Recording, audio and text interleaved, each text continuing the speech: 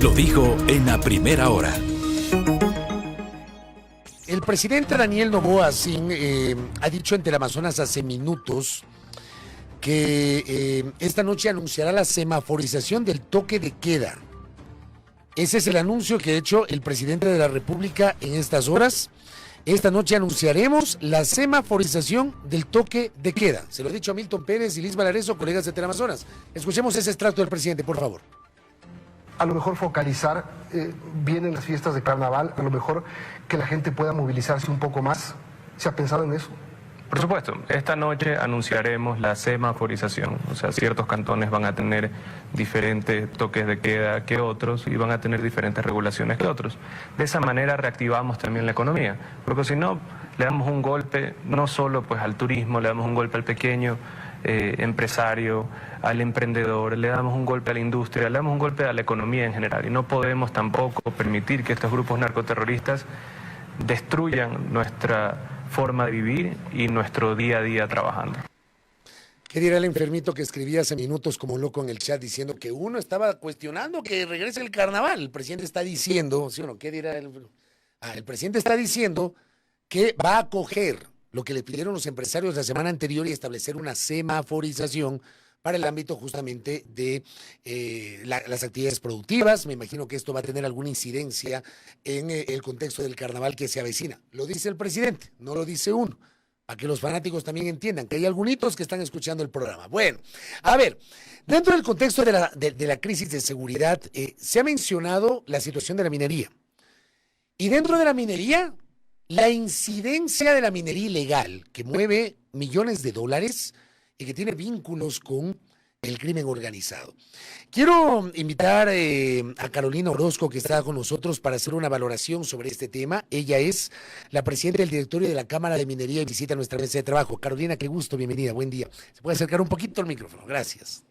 Buenos días, Belkis, Fabricio y a todos los que están escuchando hoy por hoy. Pues un excelente día y gracias por la invitación. Gracias a usted por la gentileza. A ver, ¿cómo asumen ustedes esta serie de comentarios derivados de investigaciones, además, que dan cuenta de que los tentáculos del crimen organizado también están en las actividades mineras ilegales que operan en el país, Carolina?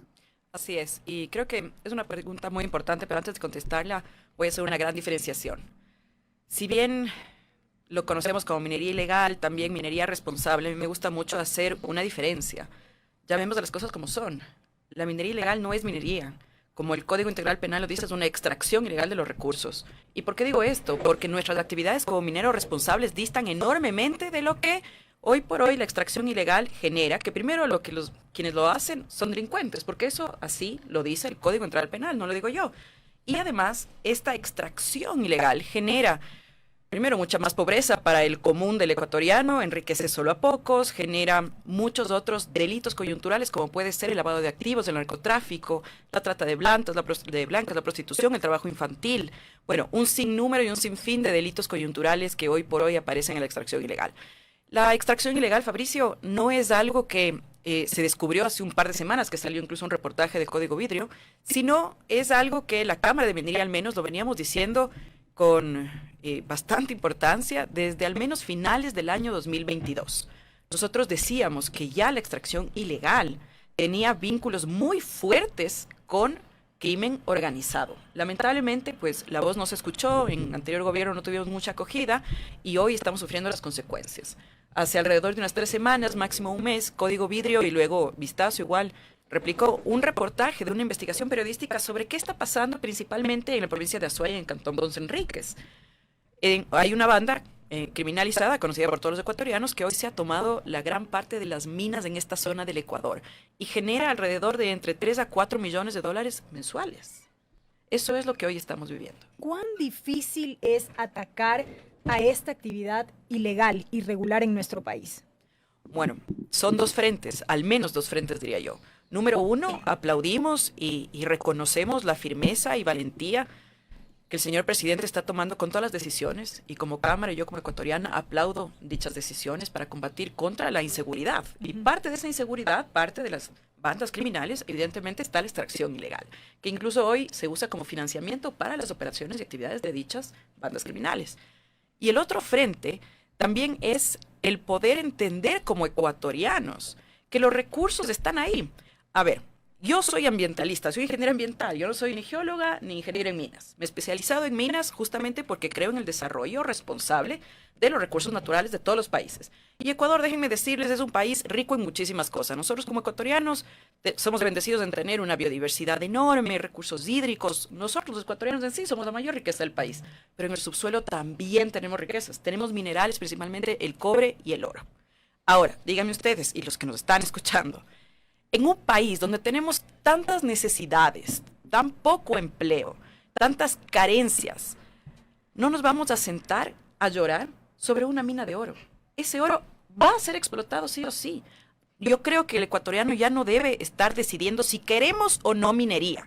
Esa falsa dicotomía de tenemos que elegir entre la minería o el ambiente, la minería o el agua, la minería o la vida, es una falsa dicotomía porque podemos aprender a convivir todos juntos. Nosotros ya no debemos elegir si queremos o no minería porque la minería es una realidad, la estamos viviendo, ya no es una opción.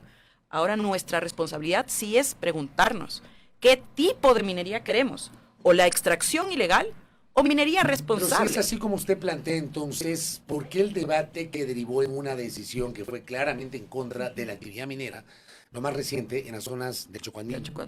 Así es. Claro, porque estamos hablando de protección de los recursos, que es a lo que apuntan ciertos sectores. Sí, y también como ambientalista les digo, a ver, nuestro país es rico en muchas cosas. El aprovechamiento responsable es muy importante y también una responsabilidad nuestra como ecuatorianos.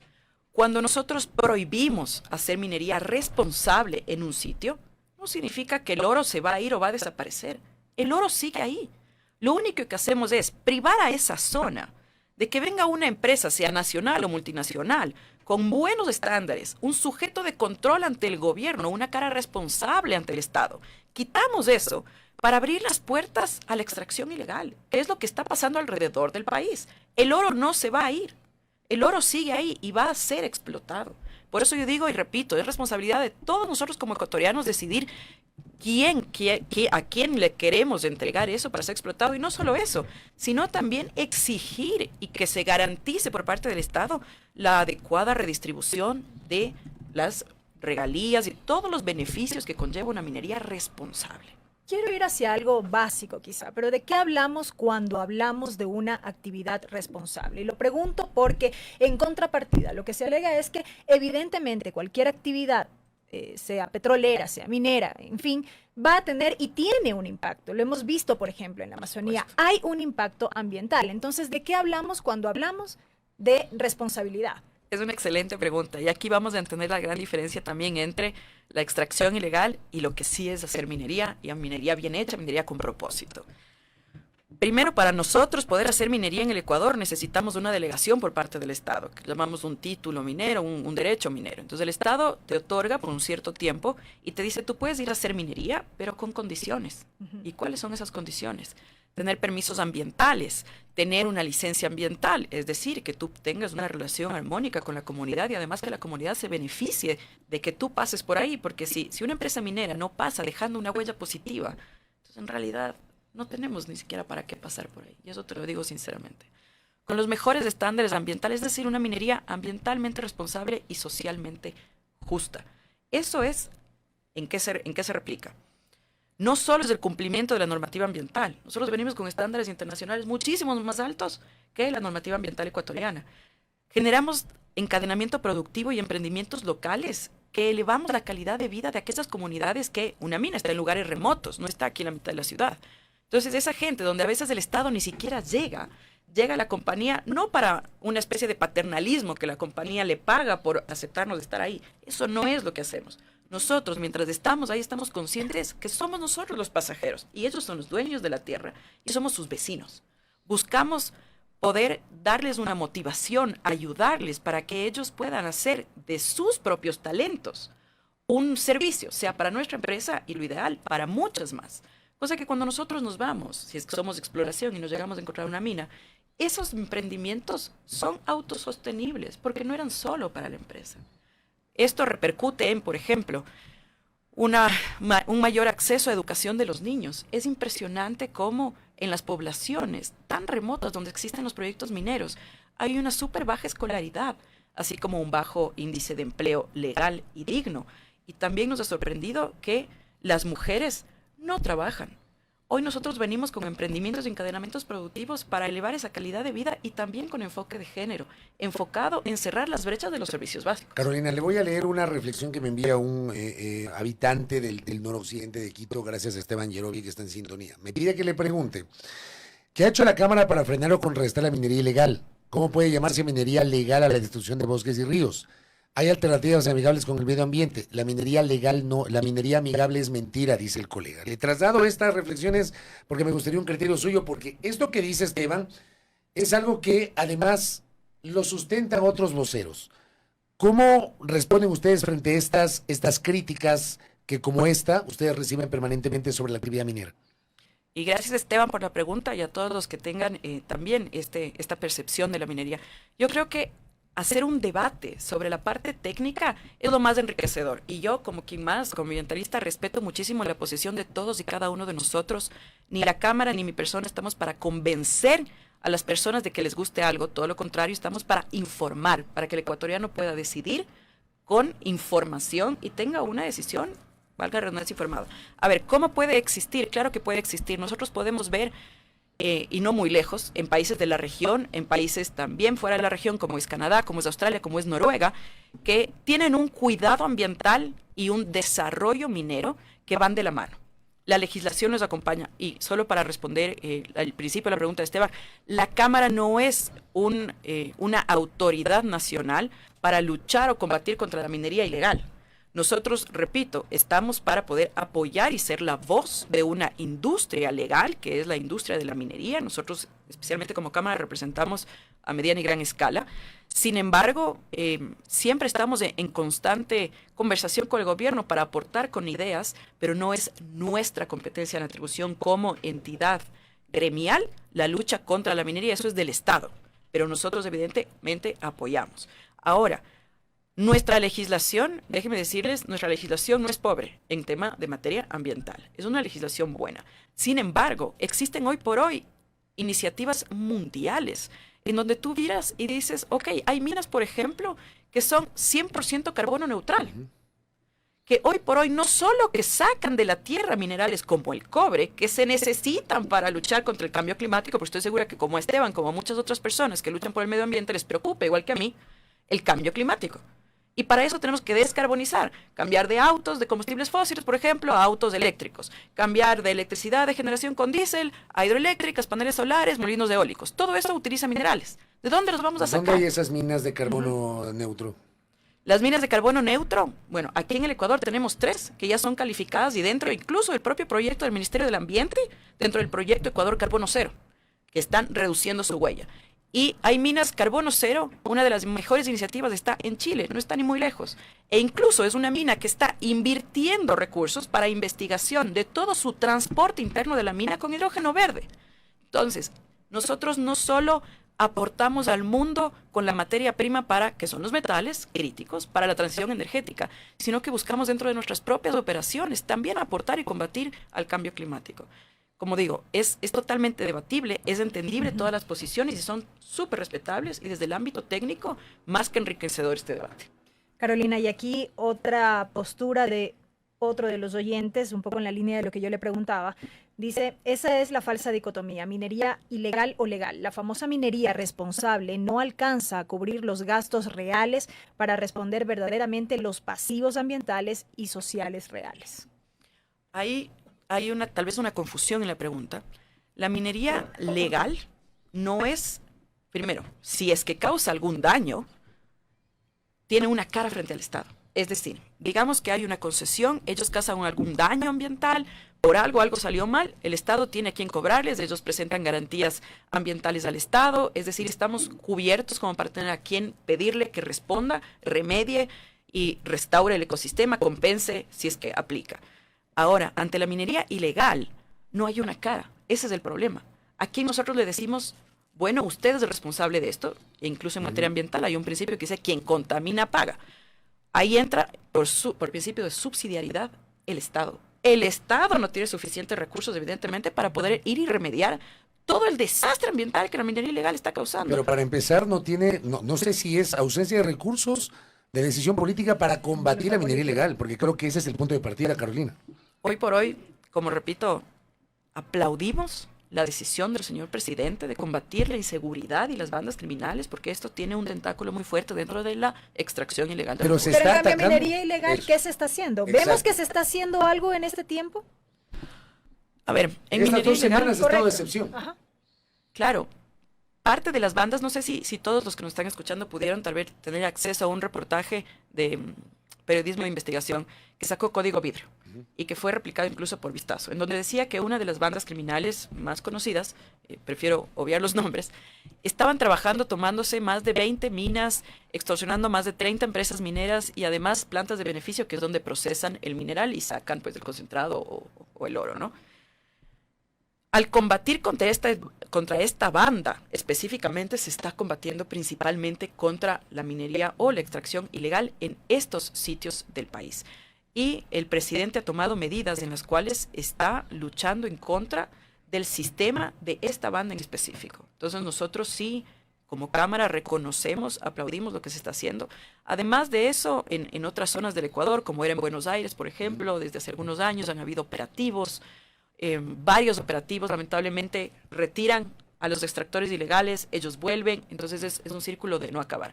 Además de eso, dentro de las preguntas de la consulta existen algunas preguntas para reforzar el sistema judicial, lo cual aplaudimos evidentemente. Esa también es una de las cosas o desafíos que tiene la extracción ilegal y el Estado frente a las acciones de los delincuentes que hacen extracción ilegal, por supuesto. Así que creemos que hoy por hoy esas medidas son importantes, son las correctas y esperamos más bien que el gobierno vaya tomando medidas un poco más estrictas con respecto a esto en función de los resultados que vaya teniendo con las iniciales. Fernando Muñoz Miño, que también está en sintonía Fernando es parte de los Yasunidos, dice: la supuesta antinomia entre minería legal versus minería ilegal es una falacia de falso dilema, ignora una responsabilidad estatal de precautelar los derechos de la naturaleza y los recursos estratégicos. ¿Cuál es su postura sobre esta posición de Fernando? Tal vez es el desconocimiento. Yo les digo que al principio de incluso mi carrera yo también tenía esta postura y no fue sino hasta que pude participar desde dentro y luchar desde dentro de los sectores extractivos para que se lo haga mejor y no desde afuera para intentar prohibirlo, porque al final es algo que va a pasar, que pude entender que sí existe una forma de hacerlo ambientalmente responsable y socialmente justo. Hay una confusión también aquí, por ejemplo. Yo a veces escucho que dicen, es que el Ecuador está plagado de concesiones, se vendió el país a las multinacionales. ¿Ustedes sabían que hay menos del 7% del territorio ecuatoriano que está concesionado? Y esto les hablo entre minería artesanal, pequeña minería, mediana y gran escala, menos del 7% del país. Hay áreas donde evidentemente no se puede concesionar, como son áreas protegidas, zonas intangibles y centros urbanos. Eso está en la Constitución y es muy claro. Y la Cámara como quien más respeta eso y siempre hará respetar eso por parte del Estado. Hay sitios donde la minería no debe estar. Porque también, por otro lado, hay sitios donde la minería debe estar, pero siempre y cuando se haga con los mejores estándares. Si la minería no viene con los mejores estándares, ahí sí, yo les puedo decir, mejor que no venga. Carolina, y con esto cierro. Le envío un abrazo a Esteban Ocampo, de la Fundación Ciclada por la Vida. Me pide que le pregunte a nuestra invitada, ¿cómo promover y fomentar la responsabilidad social empresarial? Ese trabajo articulado desde la sociedad civil y la empresa privada para el ámbito minero, Carolina. A ver, cuando una compañía minera llega a estos lugares que les digo que son generalmente remotos, lugares muy deprimidos económicamente, nosotros lo que hacemos es un mapeo social y socioeconómico para ver cuáles son las fortalezas, pero también las carencias de dichas poblaciones. Y empezamos a trabajar con ellos. Nosotros siempre hemos dicho que una empresa minera que no genere una diferencia al pasar por la vida de una comunidad, entonces no es un verdadero empresario.